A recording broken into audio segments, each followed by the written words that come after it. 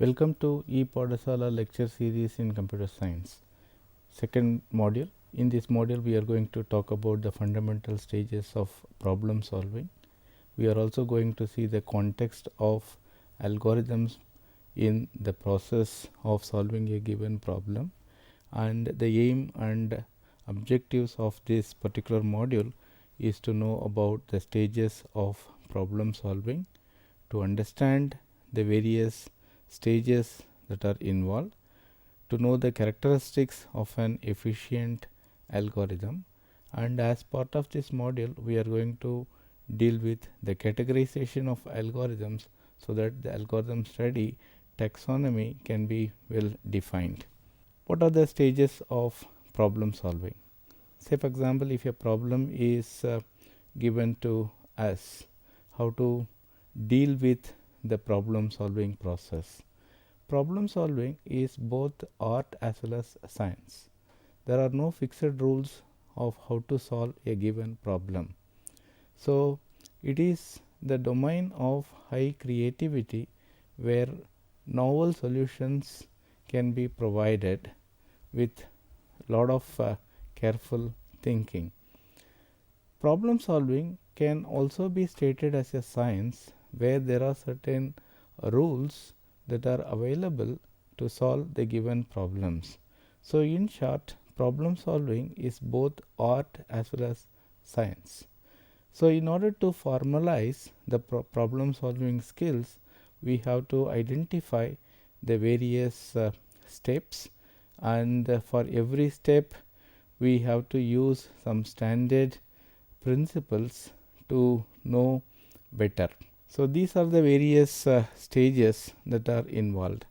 Number one is problem understanding, then algorithm planning, design of algorithms, algorithm verification and validation, algorithm analysis, algorithm implementation, and finally the post-mortem or post-analysis of the algorithm development.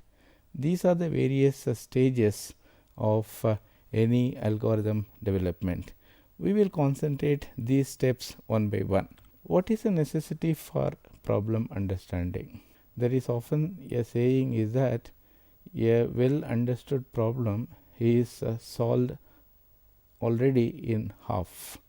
So problem understanding is very important. In algorithm study, the problem understanding deals with the solvability of the given problem. This is a domain called computability theory. Computability theory is a theory where we are trying to bother about whether a given problem can be solvable or not. You may wonder whether this is necessary. This is necessary because there are many problems that cannot be solved at all. Therefore, computability theory becomes a very important sub-study of algorithms. As part of this computability theory only, we are bothering about the better understanding of problems, and we are trying to develop some sort of a well defined problem statement that can serve as the input for the further stages of problem solving. So this particular domain is what I said as formalized as the computability theory. So here we are going to bother about the hardness of the problems, where we are going to bother about whether the problem can be solvable or not. The problems that are not solvable in nature are called hard problems. There are two types of hard problems are available. One is analytically hard problems and another is called the computationally hard problems. What is a analytically hard problems? There are many problems which require certain amount of knowledge which we may not possess. These sort of problems are called hard problems. A good example of hard problem is the Turing incomplete problem. So, given a algorithm, it is very difficult to say whether the problem will terminate or not. The Turing halting problem is a good example of the analytical hard problems. Similarly, there are certain problems which are computationally very hard. These problems do have algorithms, but it is very difficult to solve problems for a larger instance. For example, in module 1 we talked about the traveling salesperson problem. For smaller instances, TSP problem has got a well defined algorithm and solutions. But if the number of cities becomes larger and larger, if the number of cities becomes vast, suddenly it is very difficult to solve the problem in computers. These sort of problems are arising because of the limited resources of computers. These problems are called the computational hard problems. So, one advantage of a thorough problem understanding is that if the problem comes under the hard category, then perhaps we can suggest some alternative strategies for dealing with these sort of problems. So, once the problem is well understood, we have to generate some sort of a problem statement. Then once a problem statement is generated, where if we come to a conclusion that the problem indeed has got a solution, then we can go about the planning of algorithms. So, in planning of algorithms, we do these sort of activities. Number one is we are trying to take a choice about the computational devices. So, what is a computational device? A computational device is a theoretical or mathematical model. What is the necessity for theoretical model? Say for example, if I try to develop a solution, I should not develop the solution in the context of, let us say, machine X or Y. Similarly, the analysis of the algorithm should not be specific to any one particular configuration as well as the programming environment. In general, the problem design, the algorithm analysis should be independent of any machine or environment. So, for this reason only we are selecting the computational model for implementing these solutions. These are theoretical machines. We can say these are virtual machines, and these machines are not what you say realizable in physical form. Two kinds of machines we normally encounter in algorithm study. One is called the random access machine and another is called the Turing machine. Random access machine is a theoretical machine which has got the large number of registers. It has got what you say the mathematical formalisms. So, using which any problem can be implemented as an algorithms. Similarly, Turing machine is also a fantastic virtual machine developed by Alan Turing for solving any given problems. Once a proper computational model is selected, we are going for the selection of data structures. Data structure selection is one of the crucial decision in algorithm planning. What is a data structure? A data structure deals with the mechanisms of storing and retrieval of data. We encounter lot of data structures in our daily life. For example, a queue is a good example of a data structures. You can see very well in a gas station where let us say if there is only one service center, many vehicles automatically a sort of data organization is developed in the form of a queue so that the service can be meted out. This is what we are calling as the data organizations. Data organization is a very important issue that influences the algorithm development. A good data structures can make an algorithm very efficient.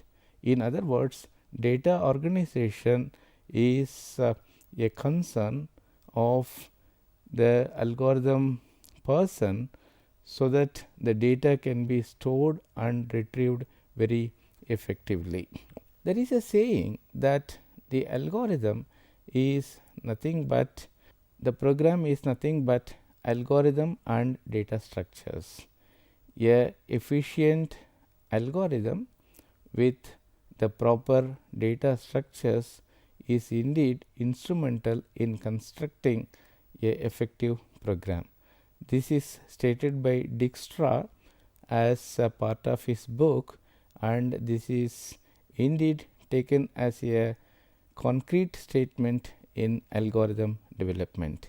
Any wrong selection of data structures can lead to a faulty or inefficient algorithms. That is why in algorithm planning stage we give lot of importance for the careful selection of data structures. So, the solutions can be exact, the solutions can be approximate also. Say for example, if the problem is of a simple type, then we can provide the exact solutions, and if the problem is very hard, then we can go for some sort of approximate solutions. Once the planning is over, then we are coming to the next stage called algorithm design. So, in this particular stage we are going to develop some sort of a decision strategy to solve the given problems. Any problem should be solved in certain manner so that the solution is feasible. That is what we are calling as design strategy, and this is the most creative aspect of any problem solving sequence. So, here we are having lots of strategies in computer science, and we have to apply the suitable strategies for solving the given problems. For example, let us take the simple case of telephone search. For example, somebody is given me a name called Kadir and asked me to search his telephone number in a telephone directory. How we are going about this case in our real world? This is what we are calling as design strategy. One naive method is maybe I can search for his number from page number 1. If I go like this, then it is bound to take a lot of time. In short, this is nothing but a linear search. So, for the convenience of retrieval, perhaps we can go for indexed method. Then based on the indexing, I can find his number also. This is another strategy. Perhaps I can go for a divide and conquer strategy like binary search. So, I can take the middle part and I can check whether the Kadir comes in the first half of the book or in the later half of the book, and I can proceed and I can locate his telephone number, or perhaps I can go for a interpolation search. So, in an indexed telephone directory, perhaps I can use Q so to approximate where should I go, and perhaps I can go and locate his number. In other words, there are no general guidelines about how to go about a particular task. It is based on the experience and the need of the hour. So, based on that we land upon a strategy which we are calling as the design strategy. So, in this stage we also specify these design decisions as a document. So, how to generate this document? We can write all the things as a plain statement. Say for example, I searched for the name Kadir using this procedure in a natural language like English or Tamil. So, this is also possible. But the problem with this approach is that the natural language is ambiguous in nature.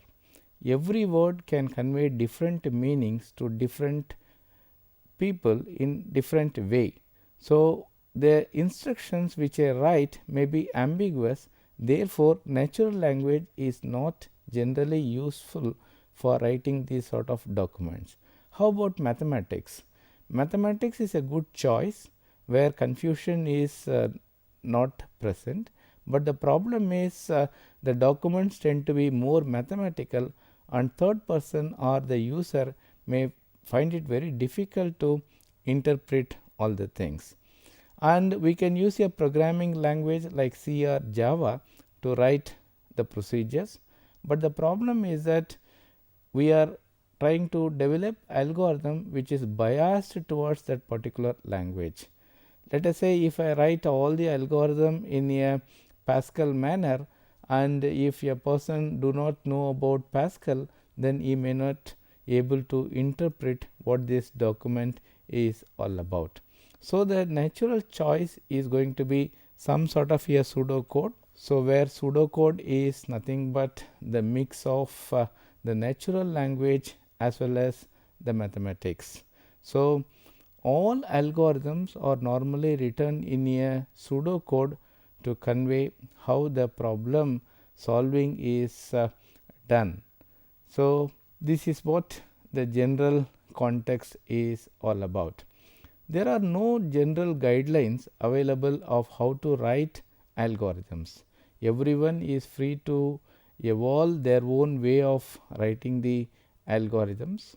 So, we will also develop some sort of a consistent style in order to write algorithms. Once the design strategy is over, then once the document is generated, then we are going for the stage called algorithmic verification and validations. So, what is a validations? Any algorithm which we write is supposed to generate the expected output. So, I will give lots of legal inputs and I am going to check whether the algorithm is able to generate the expected output or not. If the output is right in the context of the given input, then I can say that algorithm validation is carried out. Then once the validation is over, once I know the algorithmic correctness, then I can go about the verification process. So, where I can try to give some sort of a proof about the quality of the algorithm that has been developed. So, mathematical proofs are very important in algorithm study. So, mathematical proofs are often very rigorous and often better than the scientific experimental methods. In science, normally statements are made based on certain observations, but as observation changes, the statements also do change. So, that is the reason why in science often an contradicting conclusions is being made. Compared to that, mathematics proof is often rigorous. It takes a lot of time to generate that, but once it is generated, it is considered as the sacrosanct. So, as part of the mathematical verifications, we do develop lot of mathematical proof that the algorithm which we develop is right. So, how this verification is carried out?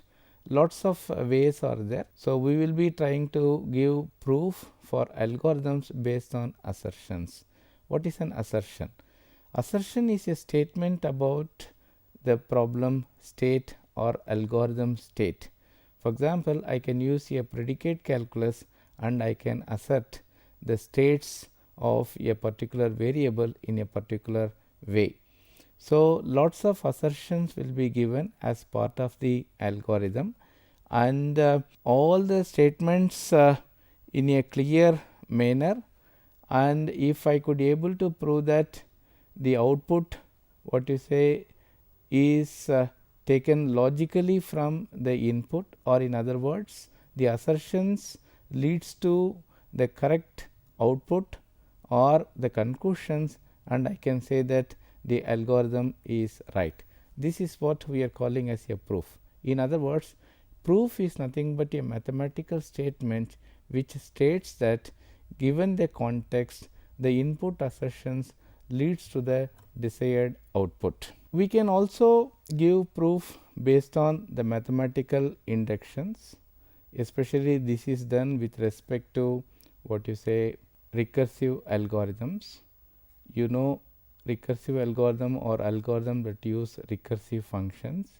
Good example of recursive functions are like what you say factorial of a number. So, for these sort of algorithms we can give what is a proof based on mathematical inductions. Mathematical inductions define a base class, it defines an inductive class, and we can prove that for these instances the algorithm works, and if we take an inductive leap and proves that the algorithm works for n plus 1 or 2n, then we can say that the algorithm works correctly. This is also one way of giving the proof. Once I know that the algorithm works correctly, in other words, if the correctness of the algorithm is established, then we can go for the next step called algorithm analysis, where we are going to bother about the efficiency of the algorithms. What is the reason for analysis? The real reason is like this: computers have got lesser resources. So, every program is supposed to take lot of resources. So, we have to optimize. So, given the limited resources, we have to ensure that the program runs. So, algorithm analysis is normally done in two contexts. One is to develop efficiency of a given algorithm. Second is we have to provide some sort of a comparative framework so that we can compare algorithms and we can say which algorithm is best. In other words, the context is given a problem, I have to develop algorithm A, then if necessary I should be able to compare algorithm A with all other algorithm to quantify whether my developed algorithm is right or not. This is what we are calling as the algorithmic complexity theory. So, algorithmic complexity theory is the field of algorithm that deals with analysis of solutions in terms of computational resources and optimizations. So, this is a very important study like computational complexity, where we are trying to bother about the analysis of algorithms. How to compare algorithms or how to analyze algorithms? For that we require some sort of measures so that we can make assessment and comparisons. These measures are of two types. One is subjective measures and another is objective measures. What is a subjective measure? Subjective measures refers to ease of implementation and algorithm style. Say for example, if I give a problem to a class of 30 students, 30 students will develop algorithm in different manner. So, how can I compare all the things? So, I require some sort of a measure. Maybe I can use the algorithm style and I can say which algorithm is better. This is a good approach, but often can lead to problems. The reason is subjective measures change from person to person. Therefore, I require some sort of objective measure. Objective measures are related to time, space. It can refer to any resources like bandwidth, cache hit, etc., etc. So, normally we use time or space in order to characterize the efficiency of the algorithms. We will see what is the time complexity. Time complexity measures the time taken by the algorithm for an scaled input. In short, we are trying to estimate how much time will be taken by the developed algorithm A. So, when we say time, we have to be very precise. There are two types of time measures. One is called as execution or compile time, and another is called run time. So, execution time or compilation time is the time that is required for compilation, and that is not important for algorithm study, because an algorithm can be implemented as a program and can be compiled multiple times. Therefore, we are more bothered about runtime only.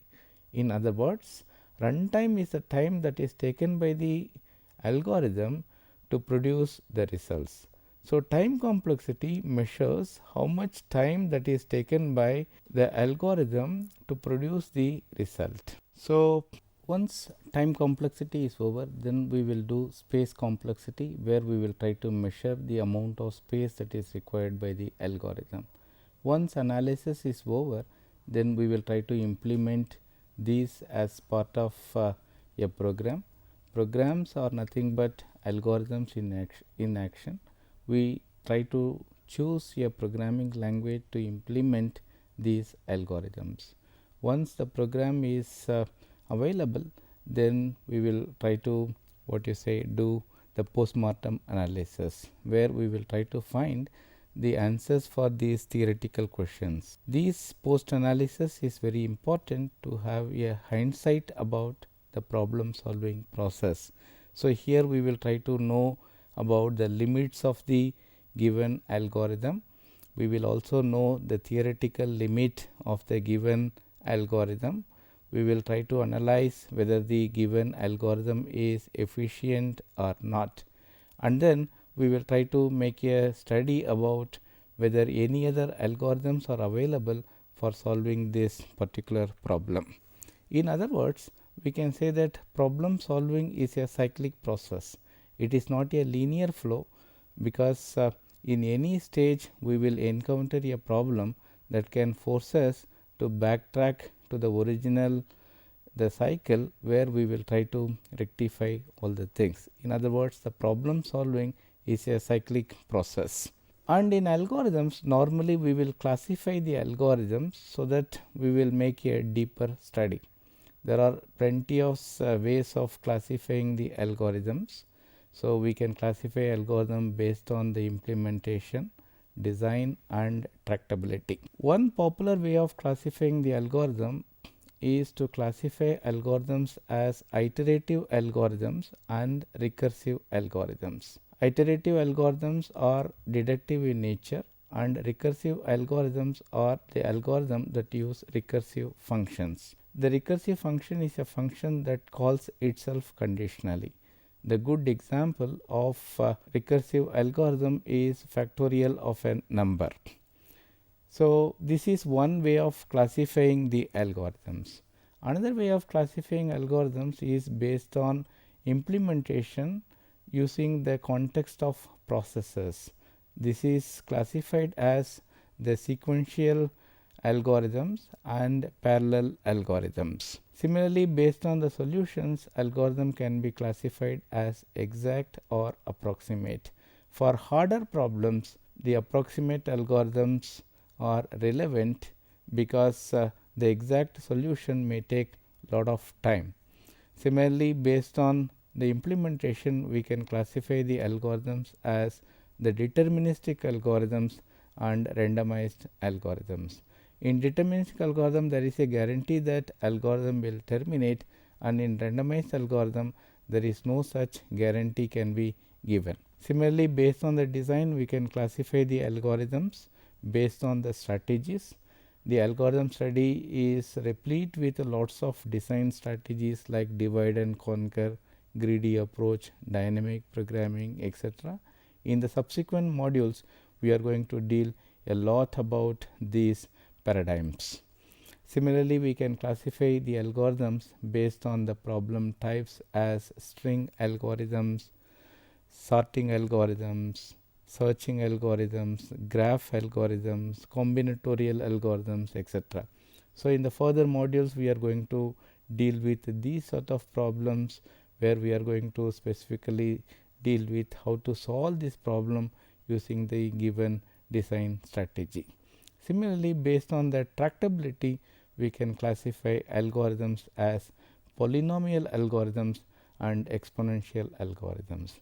Polynomial algorithms are algorithms that can be solved by the computer in a limited time and space, and exponential algorithm or algorithms that defy all the things. In other words, it is very difficult to give a meaningful solutions given the limited amount of resources.